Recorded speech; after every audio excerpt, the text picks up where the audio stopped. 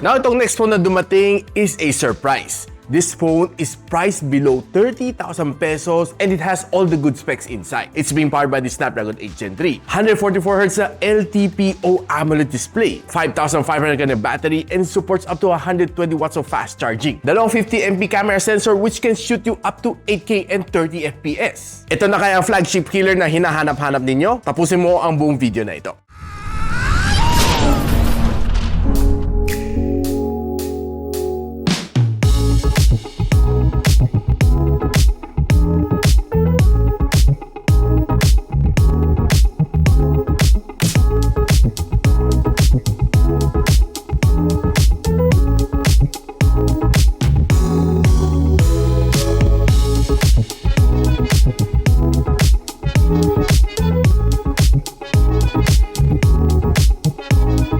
Now, itong bagong IQOO Neo 9S Pro Plus na may 12 gigs of RAM and 256 GB of storage is currently priced at around 27,500 pesos. And kung meron ka pa mga vouchers, you can buy it even lower. Check the links on the description box para makita nyo yung mga recommended kong shop na pwede nyo mabili itong phone na ito. Yung mga nire-recommend ko, mga tested na yun, so iwas tayo sa scam.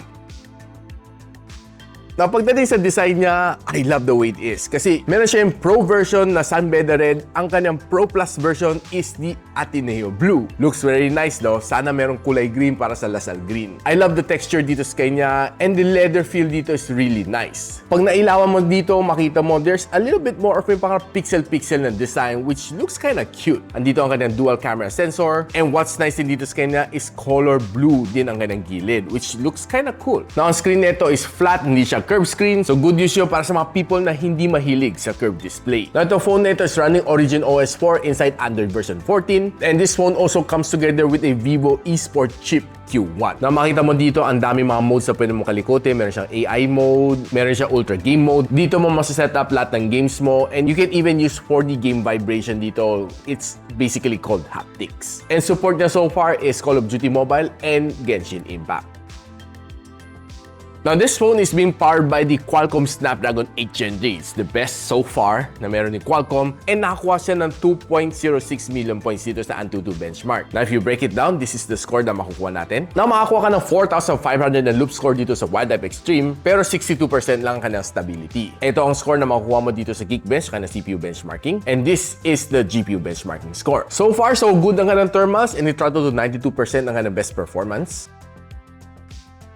Now, this phone comes with a 5,500 mAh na battery and it supports 120 watts of fast charging. And what's nice dito sa kanya is that it supports C2C charging dahil ang kanyang charging brick is a Type-C. Hindi na siya Type-A, unlike kay Xiaomi. So, charging from 0 to 100 takes you around mga 20 to 25 minutes and mabilis lang naman siya mapuno. And on day-to-day usage, okay naman siya. It can last you the whole day without even charging. As long as normal usage ka, wala kang maging problema. And nung sinana ko sa PC Mark na battery test, hindi siya natapos for 2 times. Hindi ko lang bakit nag-fail siya, no? But I was able to get a manual na screen on time of 17 hours and 16 minutes. Makunat. And by the way, tinest ko siya under 50% brightness and 60 Hz screen refresh rate.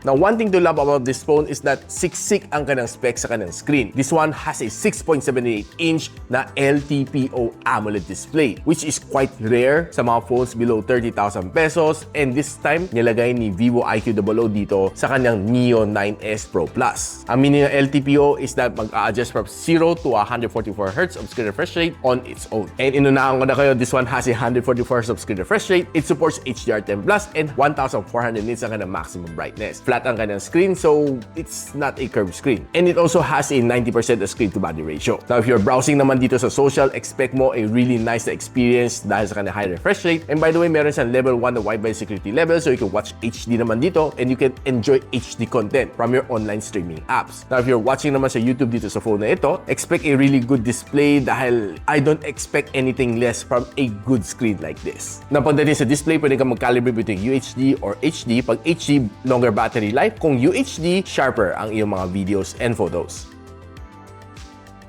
Now, this phone has stereo speakers. Isa dito sa ilalim and isa galing dito sa kanyang earpiece. Check lang natin kung gaano kalakas ang kanyang loudspeaker.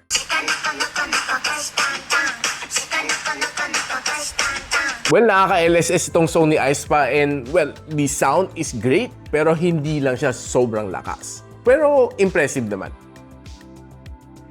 Now, pag-usapan naman natin ang kanyang gaming. Itong phone nito is equipped with itong kanyang monster mode which you can enhance the performance of your games dito. And naglaro naman tayo ng several titles dito. I was able to play Marvel Future Fight, COD Warzone, Call of Duty Mobile, Genshin Impact, and Farlight 84. Medyo siniksik ko ang gaming this time around para makita natin yung tunay ng performance dito sa phone. Now, pagdating sa Future Fight, all high settings, wala kang maging problema dito sa kanya. Smooth ang gameplay and expect mo halos wala ka na ma-feel na lag kasi hindi naman siya masyadong graphics intense and ang pinakamainit na abot nito is 40 degrees Celsius. Pagdating naman sa COD Warzone, well, honestly, I was surprised na medyo optimized na siya dito sa chip na ito. And smooth ang gameplay, though there are times na I might feel a little bit of frame drops. Overall, the performance was really good and I was able to enjoy. The controls is nice and of course, yung kanang sounds is really good. Except na siguro medyo bitin at times. But medyo uminit siya ng konti. This one reached around mga 44 degrees Celsius after 30 minutes of gameplay. Now, pag naman kay Genshin Impact, naglaro tayo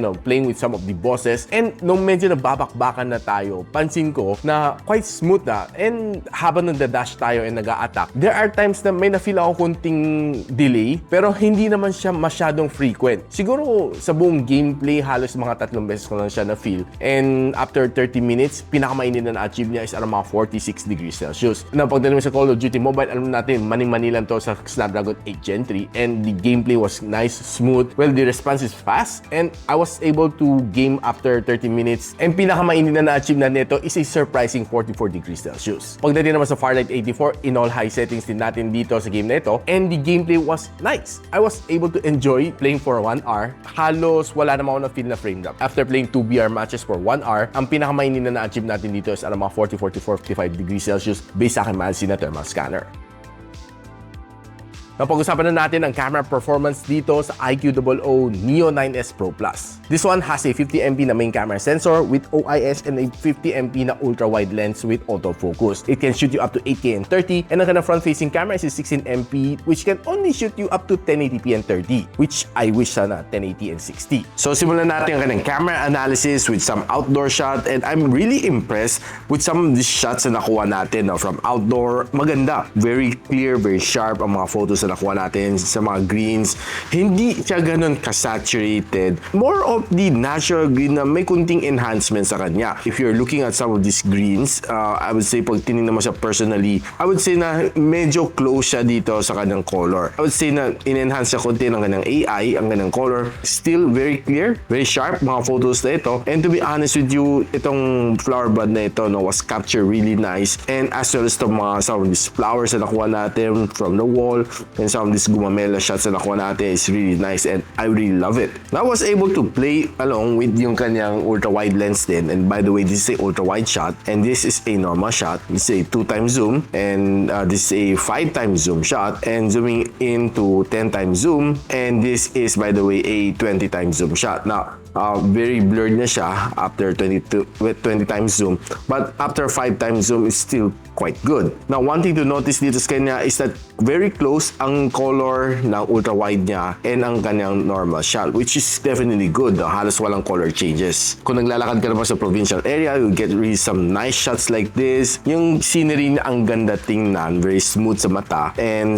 some very simple shot like this looks really nice and yeah, you only see this in the province. If you're taking some shots like this one, makala mo it's some of these are trash but pag tinignan mo, hindi mo halata na parang trash. Parang very nice, very artistic shot lang ito. And you see some of these details ng cloud is really, really nice. And taking some more shots dito sa Manila Bay naman, you really get some nice shots from this camera. And even some of these coconut trees looks pretty nice as well. Now, if you're playing with the camera on indoor, I would say okay, you'll get some really nice shots naman from it. And some of these low light shots are really looking nice. Pretty good ang kanyang camera. It can perform even though sa low light. And even playing with yung kanyang ultra wide lens dito sa loob ng coffee shop.